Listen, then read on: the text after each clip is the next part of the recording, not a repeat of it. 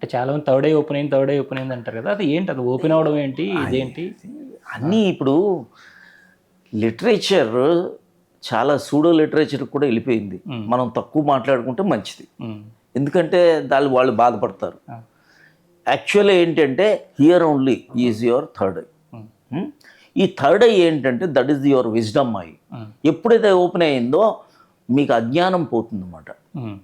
అజ్ఞానం ఇక ఉండదు, అన్కాన్షియస్నెస్ ఉండదు, తుర్యంలోకి వస్తారు.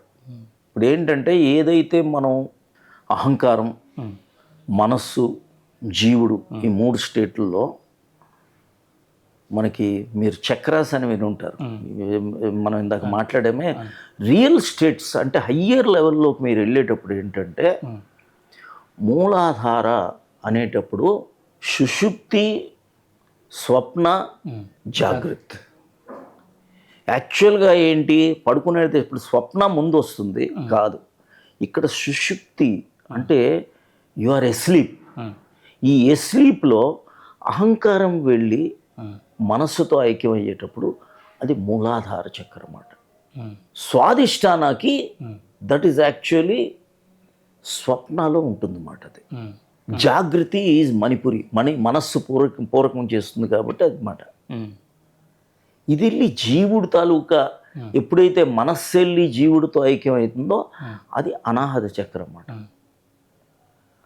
అప్పుడు ఎప్పుడైతే ఈ మనస్సు వెళ్ళి జీవుడితో ఐక్యమవుతుందో దట్ ఈస్ ది సుషుప్తి స్టేట్ ఆఫ్ జీవ, స్వప్న స్టేట్ ఆఫ్ జీవ. ఇది జాగృతి స్టేట్ ఆఫ్ జీవ, that is the third eye. మీకు అంటే కొద్దిగా కట్ చేశాను, ఎక్కువ మీకు చెప్పకూడదు. అది జాగృతి స్టేట్ ఆఫ్ జీవ ఈజ్ ద థర్డ్ ఐ, జాగృతి స్టేట్ ఆఫ్ జీవ.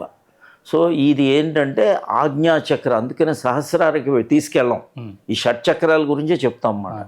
మొదట్లో ఇవన్నీ చెప్తాం, మూలాధార, స్వాదిష్టాన, మణిపురి, అనాహత, విశుద్ధి, ఆజ్ఞ, సహస్రార. ఈ బిందు విసర్గ అని ఒకటి ఉంటుంది అన్నమాట. బిందు, ఈ బిందు దానికి ఏంటంటే మనం సర్కిల్లో 8 సర్కిల్లో తీసుకెళ్తాం అన్నమాట. ఓం నా మో భా గ వా తే, ఓం నమో భగవతే వా సు దే వా య, మూలాధార. ఇది దిస్ ఇస్ ద ఓం నమో భగవతే వాసుదేవాయ ఉంది కదా.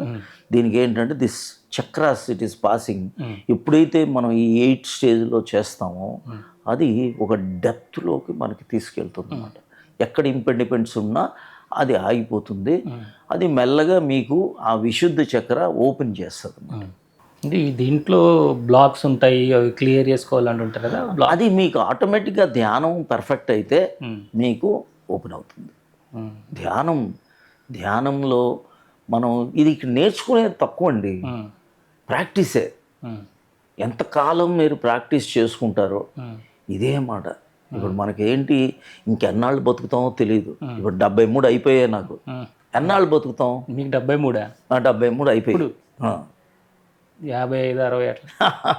అది ఏజ్ కంట్రోల్ చేసేస్తుంది మీకు. మెయిన్ ఏంటంటే ఇది నా ట్రిక్ కాదు, ఇది ఏజ్ ఆగిపోతుంది.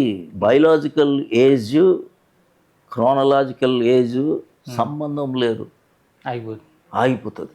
క్రోనలాజికల్ క్యాలెండర్ చేతికి ఇవ్వరు మీరు. బయలాజికల్ ఏజ్, సైకలాజికల్ ఏజ్ బాగుంటుంది. గురుగారు అంటే ఇది మీరు చెప్పాలి, మరి మీరు చెప్పకూడదని దాటేయొద్దు. అసలు నిజంగా ఈ కుండలిని శక్తి అనేది ఒకటి ఉందా? దాన్ని ప్రేరేపించడం ద్వారా మనం ఏమైనా పొందొచ్చా? కుండలిని అంటే ఏంటి చెప్పండి? అసలు శక్తే కదా. శక్తి వేస్టేజ్ అయిపోతుందంటే అది పోతుందనే కదా. శక్తిని వేస్టేజ్ కాకుండా తీసుకెళ్తే మీ శక్తి పెరుగుతుంది కదా, అదే కుండలిని శక్తి. అంటే ఎలా దాన్ని జాగృతం చేయడం అంటారు కదా, అసలు జాగృతంలో ఉండకుండా ఇప్పుడు మీరు కొన్ని టెంపుల్స్లో చూస్తారు, ఆ పార్వతీదేవి శివుడిని ఇలా పట్టుకుంటుంది కదా. ఏంటి ఆ శక్తి అంటే? ఏంటంటే మనలో డ్రాప్ అవుతున్న ఎనర్జీ అన్నమాట, డౌన్వర్డ్ పుల్. అధోగతి అయింది శక్తి, ప్రాణం అధోగతి అయితే కుండలిని వెళ్ళిపోయింది. ఊర్ధ్వగతికి తీసుకెళ్తే శక్తి పెరిగింది. You are holding. So kundalini awakening అంటే ఏం లేదు, కామన్ టర్మ్స్లో చెప్పాలి అంటే ఇది. మిగతాది ఎన్ని చాలా వరకు రాంగ్గా వెళ్ళిపోతుంటాయి. నా కుండలిని వికాసం పుస్తకం ఉంది, మీరు చూసుంటారు. కుండలిని వికాసం, ఆత్మదర్శనం, ధ్యానం శరణం గచ్చామి, మంచి మంచి బుక్స్ ఉన్నాయి. అంటే నిద్రావస్థలో ఉండడానికి కారణం ఏంటి గురుగారు కుండలిని అనేది? కుండలిని అదే కదా, మరి మీరు స్వప్నంలో ఉన్నారు కదా, సో దానికి అటు ఇటు ఊపుతూ ఉంటుంది కదా. మీ అహంకారం వెళ్ళి మైండ్తో, అది ఏ స్టేట్? మైండ్ ఏమో, మైండ్ నుంచే అహంకారం వచ్చింది. ఎందుకని? విష్ణు నుంచే, విష్ణు అంటే మనస్సు, విష్ణు నుంచి బ్రహ్మ, బ్రహ్మ ఈజ్ ది భూతత్వం, అది అహంకారం, అది కిందకు వచ్చింది కదా, దీన్ని తీసుకెళ్ళి బ్యాక్కి వెళ్ళింది. సో అదేంటి? You are in a sleep mode. So అందుకని యు ఆర్, అది దాన్ని మనం ఎప్పుడైతే దాన్ని డైవర్ట్ చేసి తుర్యంలోకి తీసుకెళ్తామో, ఆ తుర్యంలోకి తీసుకెళ్తే ఆ కుండలిని అవేకనింగ్ జరుగుతుంది. అదే మాట. అప్పటి వరకు ఏంటి? ఇదంతా డౌన్వర్డ్, మనకి తెలియకుండా మనం వేస్ట్ చేస్తున్నాం మన శక్తే, మన శక్తే, మన energy. If it is downward, that ప్రాణ ఈజ్ వేస్టెడ్. ఆ ప్రాణమే ఇప్పుడు ఏంటి? ఒకడు శివుడు ఉన్నాడు, మనం ఏంటి, మనం చనిపోయిన తర్వాత బయట పెడుతున్నాం. ఎందుకు పెడుతున్నాం? అక్కడ లేడు, దేవుడు లేడు అక్కడ. దేవుడు ఏంటి? ప్రాణం. ఆ ప్రాణం ఉంటే, అందుకని మనం బాగా దేవుణ్ణి ప్రేమించాలంటే ఏం చేయాలా? చేయాలంటే చెప్పండి. బాగా మీ ప్రాణాన్ని బాగా చూసుకోవాలి. మీ ప్రాణాన్ని బాగా అందుకనే ఇప్పుడు టెంపుల్లో ప్రాణప్రతిష్ఠ అని ఎందుకు అంటారు అనుకుంటున్నారు? అక్కడ ప్రాణప్రతిష్ఠ చేస్తే అక్కడ ఏం జరగవు. ప్రాణప్రతిష్ఠ ఎక్కడ చేయాలా? మనలో. ఆ ప్రాణాన్ని తీసుకెళ్ళి ప్రతిష్ఠ చేయాలా. ఇప్పుడు పురోహితుడు ముక్కు పట్టుకోండి అంటాడు, ప్రాణాయామం చేయలేదు, తెలియదు కదా పాపం. ఆయన తప్పు కాదు, కొన్ని వందల ఏళ్ళ నుంచి అలా జరిగిపోయింది అక్కడ. Once again it has to be restarted. ఇది రిచ్ కల్చర్, అది పోయింది. ఇప్పుడు ఏంటి?